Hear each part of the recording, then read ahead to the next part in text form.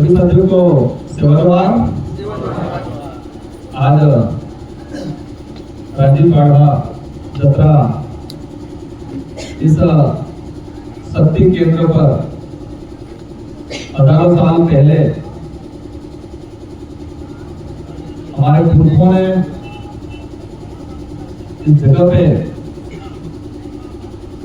अपना अस्तित्व का निर्माण किया, स्थापित किया।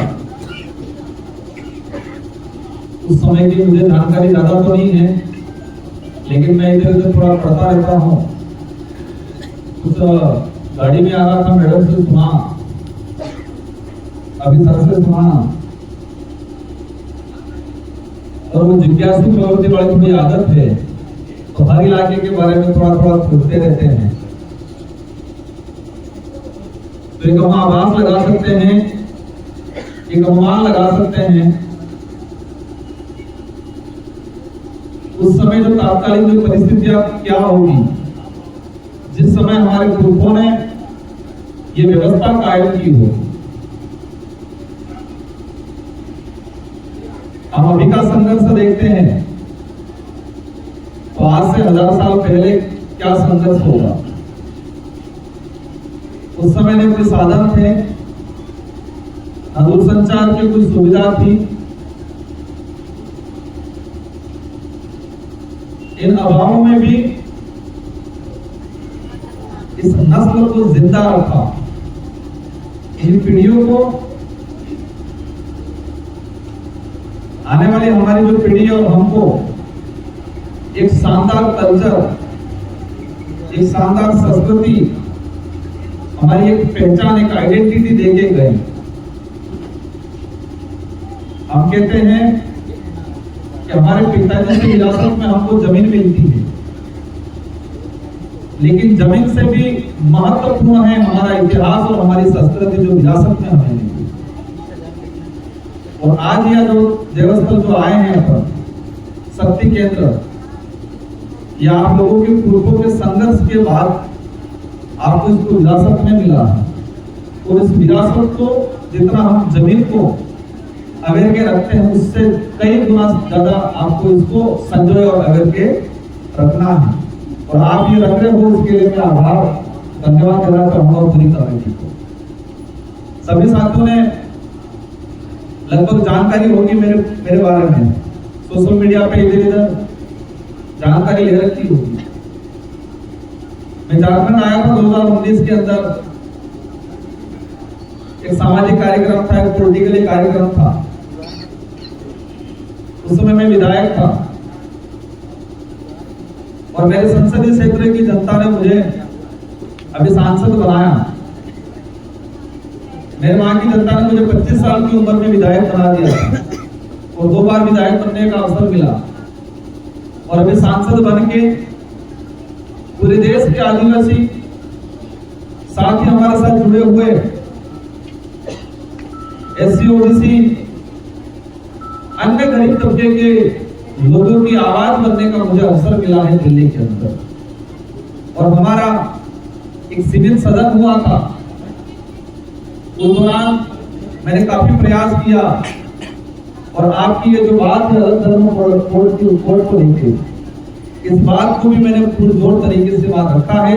और मैं कहीं पर भी जाता हूं, मैं को साथ ही पूरे देश के आदिवासियों के अलग से एक आइडेंटिटी के लिए जो अंग्रेजी शासन व्यवस्था में 1871 से लगा के जब जनगणना स्टार्ट हुई, उस दौरान पूरे देश के आदिवासियों के अलग से धर्म कॉलम था।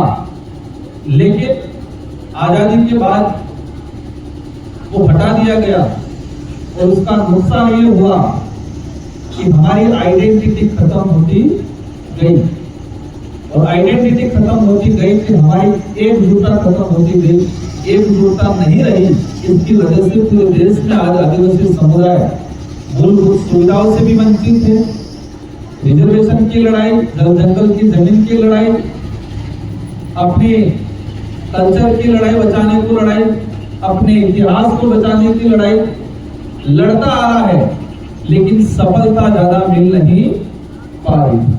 सफलता इसलिए नहीं मिल पा रही है कि एकजुटता नहीं है, साथ ही कनेक्शन नहीं है। आज ये माला पहना है मुझे, इस फूल की कीमत अगर ये संजोया हुआ एक साथ पिरोया हुआ नहीं होता तो इस फूल की कीमत नहीं होती। इसकी कीमत इसलिए है कि एक माला में धागे में पिरोया हुआ मतलब आपस में जुड़ा हुआ है। और हमारी सबसे बड़ी समस्या ये हो गई कि पूरा देश का आदिवासी आपस में जुड़ा हुआ नहीं, वो बटा हुआ। पहला बटा राज्य में, फिर बटा कल्चर में बढ़ गया, फिर धर्म में बढ़ा, हर प्रकार से बढ़ गया। और बढ़ने के बाद आप समझते हो ये फूल है, उसको अगर अलग अलग बिखेर दिए गए तो इसकी वैल्यू नहीं रही। पूरे देश के अंदर 2011 की जनगणना के आधार पे 10 करोड़ 42 लाख से ऊपर ट्राइबल आदिवासी है। और मैं पूरे देश के अंदर जो घुमा उसके हिसाब से 3 से 4 करोड़ ऐसे आदिवासी हैं जो उनको आदिवासी का प्रमाण पत्र आदिवासी की सूची में नहीं रखा। और जो 10 करोड़ 42 लाख जो गवर्नमेंट का आंकड़ा है उसमें कुछ बोगस भी आ गए। आप समझते होंगे बोगस शब्दों को, लेकिन जो वास्तविक लोग हैं आज भी महाराष्ट्र, मध्य प्रदेश, हरियाणा का कुछ इलाका, असम, त्रिपुरा, हमारे उराव समुदाय है आज भी। लेकिन असम और त्रिपुरा में उराव रहने वाला आज एसटी में नहीं है, वो एसटी के अंदर आज नहीं है। ऐसे ऐसे कई इलाकों के अंदर ये स्थिति बनी हुई है, इसलिए कि हम बिखर गए। और आज ऐसे भारत आदिवासी पार्टी से सांसद हूं, लेकिन मैं पार्टी और सांसद से पहले एक सामाजिक भावना से समाज हित में काम करने का कार्यकर्ता के रूप में पहले मैं समझता हूं, और इसी रूप में हम काम ज्यादा पहले करते हैं। हम पहले विधायक रहे, कई लोग पर आए, आपको पता है देश में जोड़ तोड़ तो करता है कुछ ज्यादा, लेकिन हमने ये देखा कि हम जोड़ तोड़ वाली स्थिति में रहेंगे तो हमारा भला हो जाएगा। लेकिन हम जिस उद्देश्य से निकले हैं कि पूरे देश के अनेक अनेक राज्यों में जो आदिवासी समुदाय बिखरा है उसको एकजुट कैसे किया जाए, वो उद्देश्य पूरा नहीं होगा। तो झारखंड के अंदर मैं यहाँ पर ज्यादा चर्चा नहीं करना चाहूंगा, आप सभी समझदार हैं। मुझे एक पार्टी का पदाधिकारी से ज्यादा एक समाज के हित में काम करने वाला कार्यकर्ता ज्यादा समझना है आपको मुझे। और हम सब मिलकर प्रयास कर रहे हैं कि कनेक्शन बने पूरे देश के ट्राइबलों का, पूरे देश के पिछड़े लोगों का एक कनेक्शन बने, आपस में जुड़ाव हो, ताकि झारखंड में कभी भी कोई भी आपत्ति आए या झारखंड में कोई मांग हो तो वह राजस्थान, मध्य प्रदेश का आदिवासी भी उसी दौरान सड़कों पे उतरे। ये एकजुटता दिखानी है हमको आने वाले समय। और इसी उद्देश्य से हम लोग काम कर रहे हैं। हम छत्तीसगढ़, महाराष्ट्र, उड़ीसा, आपका आंध्र प्रदेश, हर इलाके के अंदर, पूरे इलाके में हमने आदिवासियों की समस्या को समझा, इनको जाना। 90% समानता है, 90%, 90% समान समस्या है। इसलिए आज इस अवसर पर आपने इस देवस्थल पितृदेव शक्तिपीठ पर एक मान सम्मान दिया, उसके लिए आपको तहे दिल से धन्यवाद देना चाहूंगा। और हम झारखंड के अंदर भारत आदिवासी पार्टी के तहत एक अभियान के रूप में हमने भी देखा, 2 बार विधायक बना, उसके दौरान देखा, इससे पहले पॉलिटिक्स में देखा। तो बहुत कम उम्र में हम एक संघर्ष के माध्यम से पॉलिटिक्स में आए। इसलिए आए कि हमें लगा कि हमारा नेतृत्व करना कोई है नहीं और नेतृत्व करने की जरूरत है। आज रिजर्व सीट सर बता रहे थे, रिजर्व सीट है। रिजर्व सीट का प्रावधान इसलिए किया गया ताकि उस कम्युनिटी का, उस क्षेत्र का प्रतिनिधित्व हो।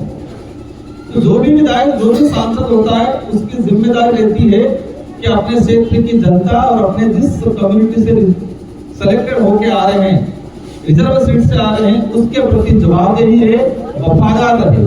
लेकिन देश के अंदर देखा वो नहीं हो रहा। हर व्यक्ति कम्युनिटी और क्षेत्र की जनता के प्रति वफादार नहीं है, वो अपने पार्टी के प्रति वफादार, उस पार्टी के प्रति जवाबदेही ज्यादा है। इसलिए हमारे रिजर्व कैटेगरी के से चुने हुए जाने वाले जनप्रतिनिधि कम्युनिटी के लिए, क्षेत्र के लिए, संवैधानिक अधिकारों के लिए नहीं बोल पाते।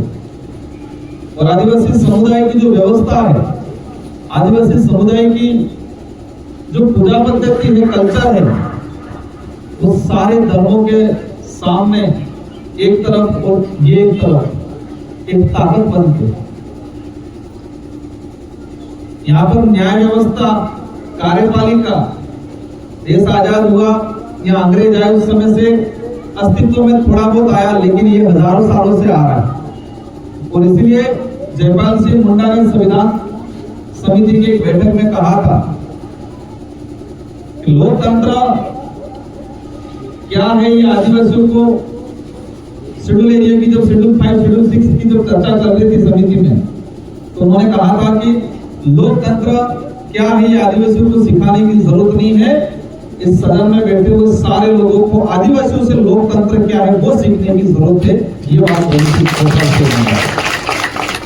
जो कार्यपालिका व्यवस्था, गण व्यवस्था, ये हम लोग यहाँ बैठ के चर्चा कर रहे हैं, उसको कैसे उस शेड्यूल 5, शेड्यूल 6 इलाके में कैसे इम्प्लीमेंट करें।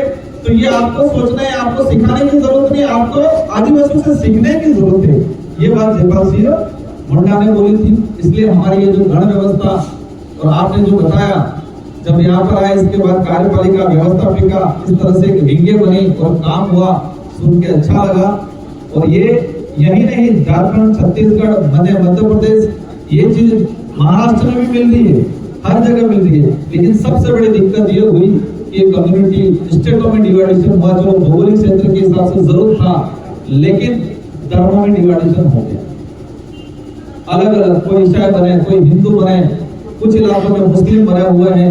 हम असम गए, वही उराव कम्युनिटी के कुछ लोग जैन धर्म अपना रखा। अलग अलग धर्मों में, सभी धर्मों में आदिवासी बढ़ गया। जब अत्याचार होता है तो कहते हैं नहीं ये तो वो धर्म का है, ये नहीं कहेंगे वो आदिवासी है, क्योंकि इसकी पहचान कैसी होगी? धर्म के नाम से पहचान होगी, आदिवासी के नाम से पहचान नहीं बनेगी। इसलिए आप सभी समझदार हैं, हम लोग पूरे देश लेवल पे काम कर रहे हैं और आपका साथ सहयोग चाहिए। हमें राजनीतिक नेतृत्व, सूत्र नेतृत्व भेजने की जरूरत है, ताकि हमारी मूलभूत जो बात है, जिस उद्देश्य से झारखंड का निर्माण हुआ, और झारखंड के निर्माण में कई लोगों ने, झारखंड के निर्माण में कई लोगों ने अपना जीवन खपा दिया। जयपाल सिंह मुंडा ने भी इस मुहिम को छेड़ा था और वो समझौते वाले मामले में उनको उस समय तात्कालिक बिहार में शायद उनको उप मुख्यमंत्री बना दिया। लेकिन इसके बाद उनका जो उद्देश्य था वो आगे नहीं बढ़ पाया। इसलिए हमें शुद्ध नेतृत्व, स्वच्छ नेतृत्व और एक ईमानदार नेतृत्व भेजने की जरूरत है, जो हमारी वास्तविक बातों को लेके, वास्तविक समस्याओं को लेके, हक अधिकार को लेके लड़े। और यही आशा करूंगा कि आप सब मिलके, कोई कमजोर नहीं है, मैं भी शुरुआत में चुनाव लड़ा था, हमारे साथ हमने भारत आदिवासी पार्टी बनाई और देश के अंदर भी रेगोड़े की सबसे कम समय में सबसे अधिक ग्रोथ करने वाली पार्टी भारत आदिवासी पार्टी। 3 महीनों के अंदर राजस्थान में और मध्य प्रदेश में 4 विधायक और 4 महीनों में एक सांसद निकाला इस पार्टी ने। तो यही आप सभी जुड़े, मिलके काम करें। ये आपका ही संगठन है, इसमें हाईकमान कोई नहीं रहेगा, आप ही हाईकमान है। जो सिलेक्शन करेगा और जो इलेक्शन करेगा वही सिलेक्शन करेगा। इस व्यवस्था से चला आ रहा है। इन्हीं शब्दों के साथ आप सबको धन्यवाद, आप सबको सेवा जोहार। मैं गुरु जी को आश्वस्त करना चाहूंगा कि सरना धर्म कोड को लेकर जो डिमांड चल रही है, और साथ ही पूरे देश के अंदर भी आदिवासी धर्म कोड को डिमांड चल रही है, इस बात को पुरजोर तरीके से उठाएंगे और जो नवंबर 2020 के अंदर झारखंड विधानसभा में जो प्रस्ताव पास करके केंद्र को भेजा गया है, उसको लेकर मैंने लोकसभा में क्वेश्चन भी लगाया है और अवश्य आने वाले सत्र के अंदर ही सरकार से जवाब मांगेंगे कि वो झारखंड विधानसभा जो प्रस्ताव आया है उस प्रस्ताव पे क्या इम्प्लीमेंट हुआ, क्या चाहती है सरकार। आने वाले लोकसभा जो सदन आएगा उसी सदन में जो क्वेश्चन लगा के इसका जवाब मांगे उसको इम्प्लीमेंट कराएंगे। धन्यवाद, आभार, जय जोहार, सेवा जोहार।